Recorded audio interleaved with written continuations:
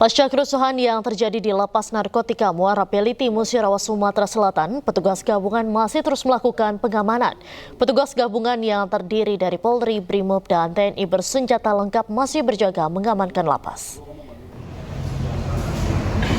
Beginilah situasi pasca kerusuhan di Lapas Narkotika Kabupaten Musirawas yang terjadi pada Kamis pagi sekitar pukul 9.30 waktu Indonesia Barat.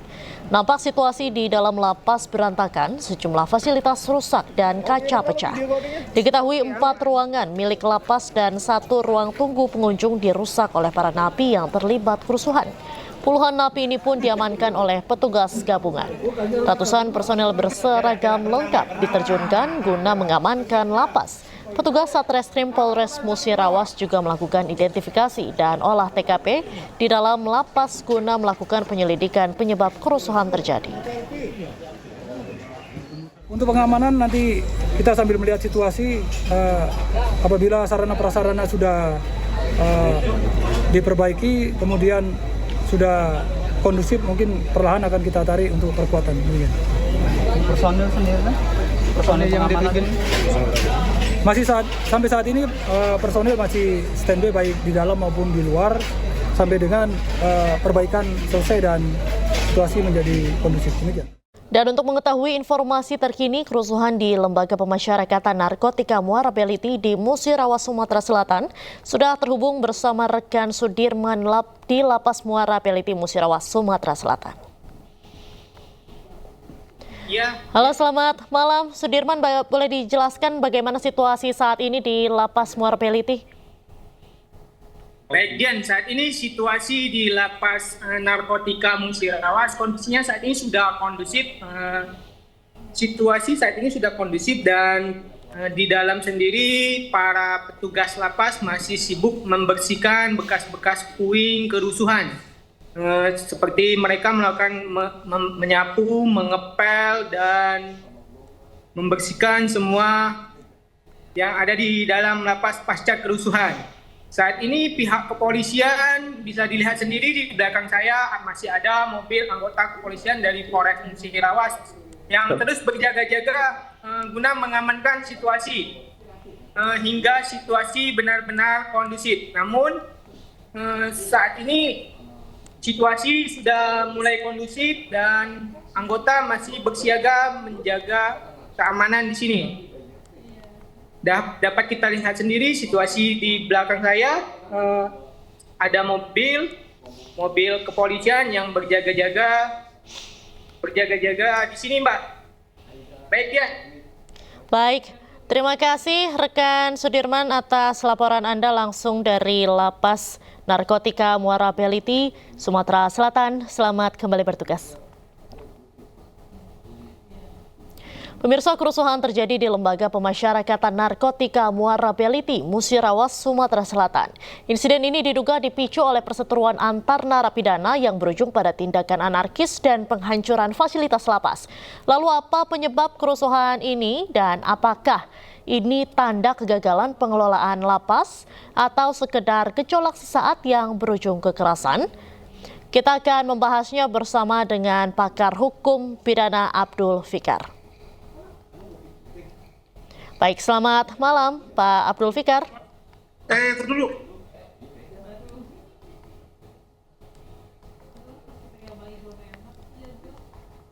Baik pemirsa, sambil kita menunggu Bapak Abdul Fikar, kita akan ke informasi selanjutnya.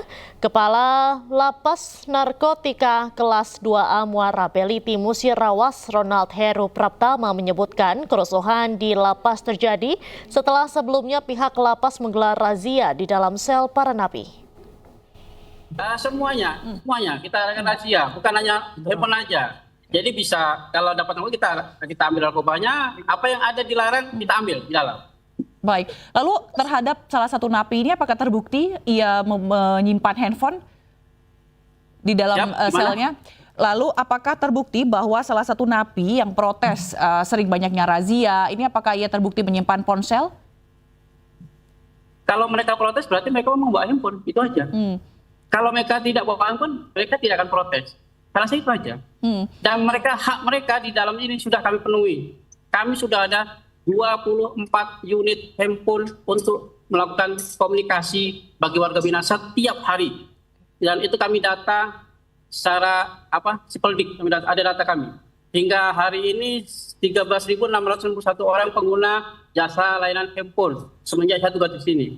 Per kemarin 427 orang yang melaksanakan layanan handphone gratis dan berbayar. Terima kasih.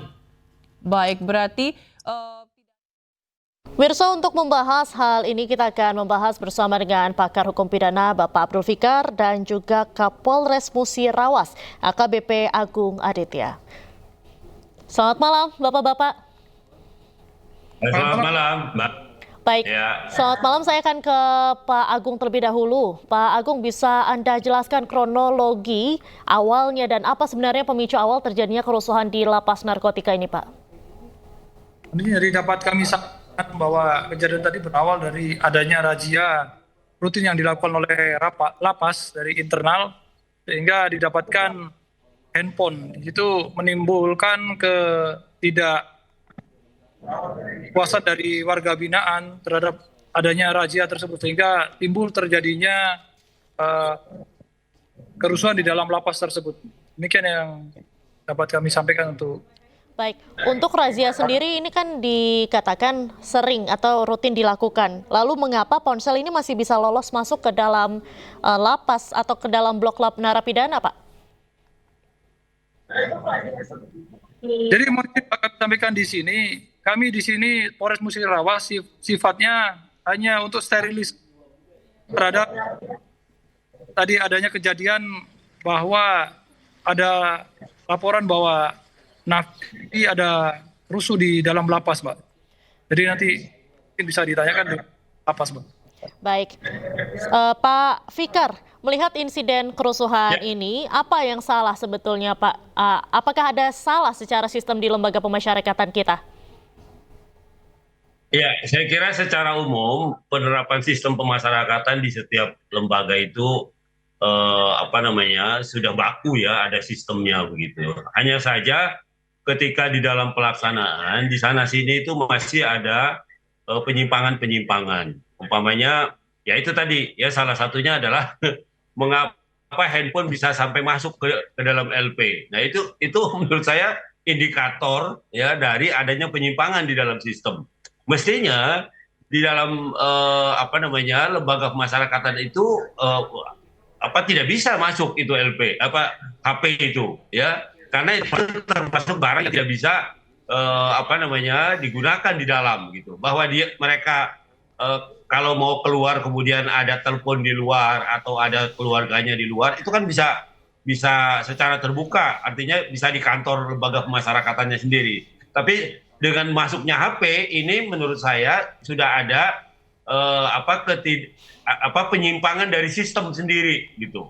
Nah, ini kan menurut saya sih merata ini hampir di semua LP, cuma karena tidak terungkap karena tidak ada keributan gitu. Setelah ada keributan seperti ini baru kemudian terungkap. Saya kira ini merata dan ini menjadi gejala yang umum gitu di setiap lembaga pemasyarakatan. Begitu, Mbak. Baik, Pak Fikar. Kemudian Pak Agung, selanjutnya ini apakah akan dilakukan penyelidikan soal dugaan keterlibatan oknum petugas lapas dalam penyelundupan ponsel ke blok napi, Pak? Nanti kita akan melakukan penyelidikan, Pak. Proses masih tetap berjalan. Untuk saat ini kita coba untuk fokus pengamanan dulu, Pak, ke internal lapas. Nanti proses penyelidikan tetap akan berjalan, Pak. Demikian. Untuk pengamanan sendiri saat ini di sana seperti apa, Pak? Untuk situasi sampai dengan malam ini sudah sangat kondusif, di mana dari tadi siang untuk warga binaan sudah masuk ke dalam bloknya masing-masing dan aktivitas sudah berjalan seperti biasa. Untuk malam hari ini sedang dilakukan perbaikan terhadap fasilitas dari LP yang rusak. Jadi untuk kondisi terakhir sampai dengan saat ini sangat kondusif, namun tetap kita melakukan penebalan terhadap personil untuk kegiatan malam ini sampai dengan beberapa malam berikutnya, Mbak. Baik. Sampai dengan sudah diperbaiki. Baik. Pak Fikar, menurut Bapak adakah pembenahan hukum yang mendesak nih dilakukan untuk memperkuat pengawasan dan juga akuntabilitas dari lapas? Ya, saya kira menjadi kebutuhan yang sangat mendesak gitu ya, terutama di LP-LP yang kemungkinan kerusuhannya itu sangat besar ya, umpamanya ya seperti di LP narkotika ini ya, itu pasti ada kebutuhan pengamanan yang lebih besar ketimbang dibandingkan umpamanya dengan LP yang lain gitu. Nah karena itu saya kira juga petugasnya juga harus banyak dibekali atau harus lebih dibekali ketimbang petugas LP di tempat LP yang lain. Karena ini kan LP khusus narkotika gitu. Artinya memang lembaga pemasyarakatan yang memang membina masyarakat yang terkena narkotika dan sebagainya. Dan itu kan kalau kita lihat secara fisik gitu ya, dia tidak hanya melakukan kejahatan dalam pengertian secara fisik, tapi juga kejiwaannya ketika orang sudah terpengaruh oleh obat-obat terlarang gitu ya, maka itu akan lebih lagi. Nah karena itu juga pembinaannya juga harus berlebih ketimbang pembinaan pada umpamanya orang yang pernah melakukan kejahatan biasa gitu, ketimbang orang-orang yang kejahatan dengan obat-obat seperti terlarang seperti ini. Nah karena itu dia harus mendapat perhatian penuh dari pemerintah ya, terutama lembaga pemasyarakatan, terutama di segi pengamanannya gitu ya, di segi walaupun lembaga pemasyarakatan itu kan tugasnya membina orang yang pernah melakukan kejahatan supaya dia bisa kembali ke masyarakat, kan itu maksudnya lembaga pemasyarakatan. Nah karena itu sisi pengamanan bagi LP narkotika ini mestinya harus lebih besar ketimbang LP-LP biasa. Begitu, Mbak. Baik. Kemudian Pak, jika ditemukan ini ada unsur kelalaian dari pengelola lapas atau mungkin ada keterlibatan oknum untuk penyelundupan barang-barang terlarang seperti salah satunya adalah ponsel tadi, sejauh mana sih Pak bisa ditindak secara hukum ini? Iya.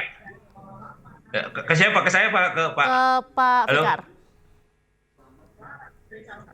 Ya, saya kira ini sudah menjadi tugas negara ya. Negara itu kan walaupun fungsi dan tugasnya berbeda-beda, tapi dia sebenarnya satu kan begitu ya. Petugas keamanan yang di luar dengan petugas keamanan yang di dalam ya, apakah itu polisi ataukah itu dari unsur lembaga pemasyarakatan juga, itu mempunyai tugas yang sama ya, ketika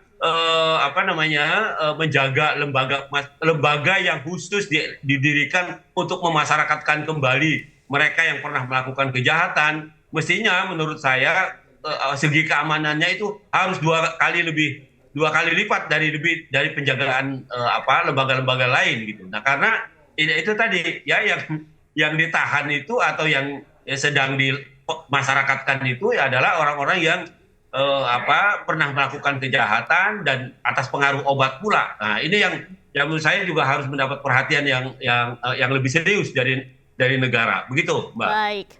Baik, terima kasih Pak Fikar atas waktu Anda, dan juga sebelumnya ada Kapolres Musirawas AKBP Agung. Terima kasih banyak atas waktunya Bapak-bapak. Selamat malam dan salam sehat selalu.